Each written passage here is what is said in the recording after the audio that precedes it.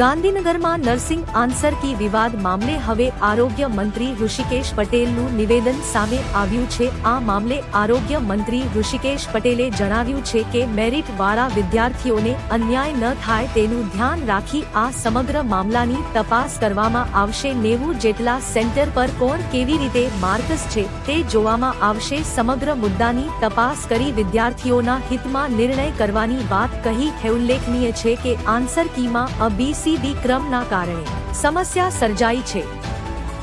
જે આપણા લગભગ 90 ઉપર સેન્ટર હતા એ સેન્ટરમાં કોના કેવી રીતે માર્ક છે આ બધી પ્રકારની બધા નીચે રાખતો અને યોગ્ય નિર્ણય એના અર્થે લઈ અને આપ સૌને અમે ચોક્કસ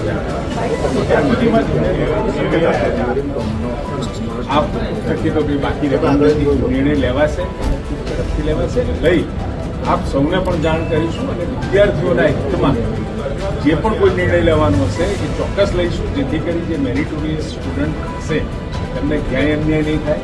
પરંતુ આખી આ પરીક્ષામાં કેવળ એબીસીડી એક જ ક્રમની અંદર ઉત્તરોનો જે પ્રશ્નોના જે ઉત્તરો આપતા હતા એના કારણે આ ટ્રાન્સપેરન્સી થઈ છે અને એ કુલ વિદ્યાર્થીઓના માર્ક્સ વગેરે એ પણ અમે જોઈ રહ્યા છીએ અને એના અંતે નિર્ણય લેખિત પણ